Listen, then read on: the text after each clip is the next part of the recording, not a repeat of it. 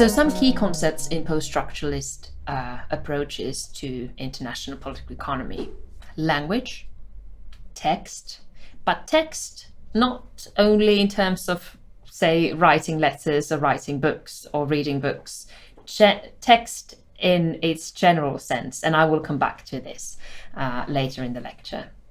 Discourse is a very central concept in post-structuralist approaches.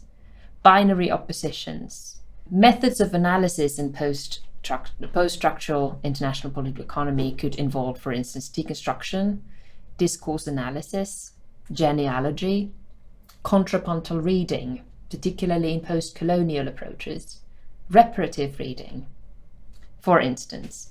So, what sort of scholarship and theories have kind of shaped post-structuralist international political economy? There is, as I said previously, massive impact from so-called continental philosophy. For instance, the work of Jacques Derrida and his work on deconstruction, Michel Foucault, his work on power knowledge and neoliberal biopolitics, for instance, Gilles Deleuze and Félix Guattari on their assemblage theory, for instance. And then there are a whole range of post-colonial scholars such as Gayatri Spivak and say Homi Bhabha, and Spivak's work on subalternity and other subaltern scholars' Spivak's work on epistemic violence and post-colonial critique of gendered political economies. Then there are queer scholars such as Judith Butler and their work on performativity, body, and queer political economies. Jacques Lacan's work on psychoanalysis, and then popularly much written about by Slavoj Žižek. And then in post-capitalist theories, authors such as J.K. Gibson Graham's work is also worth mentioning, and there are various others. I mentioned key concepts, and one of the key concepts is discourse. What is discourse? Discourse refers to system of meanings. Discourses construct shared assumptions and common beliefs. Discourses are about chains of signifiers within which reality appears meaningful and makes sense. And it needs to be remembered that discourses are always exclusive.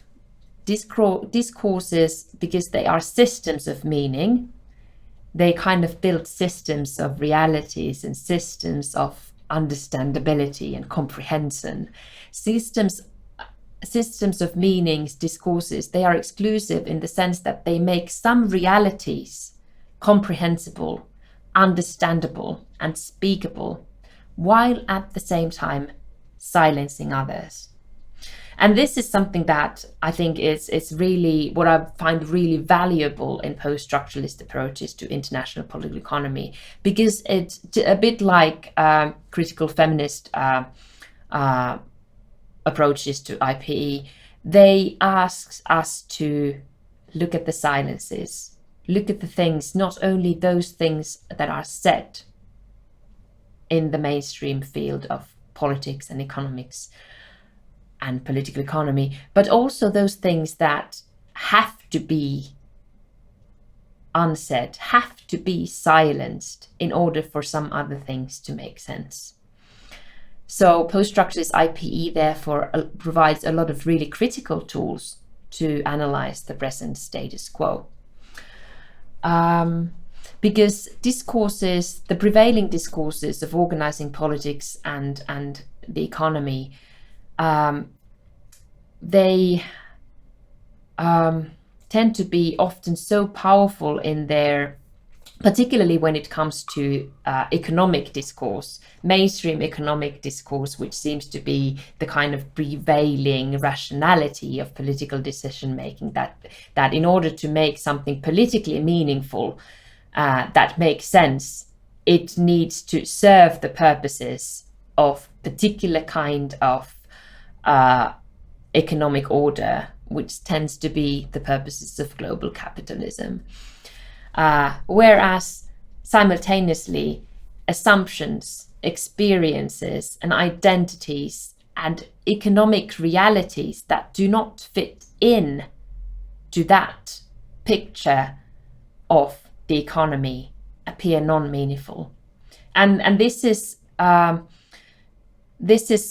for instance why a lot of climate activism is not taken seriously in the mainstream tables, because there it's all about global capitalism and growth as it has been so far, and then taking into account the actual realities of the world just don't seem to fit into those realities that make economic sense in the tables where politics is decided upon. And that's why it is important that we have tools to analyze discourses and tools to analyze also those things that mainstream discourses necessarily exclude in order to make sense. And here we come back to binary oppositions, which we already spoke about in the lecture on gender and feminist international political economy.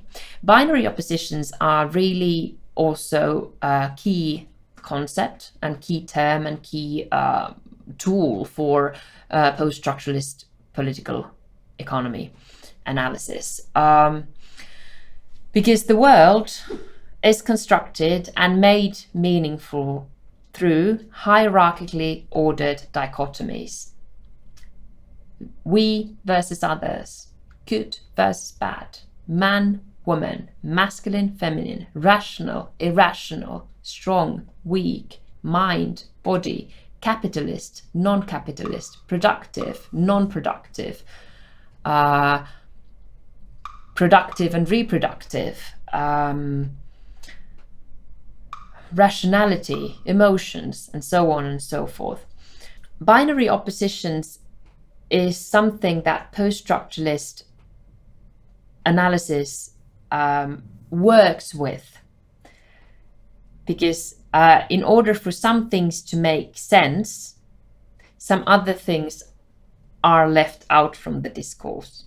And in order to understand what is left out, we kind of need to always understand the opposite side of the coin.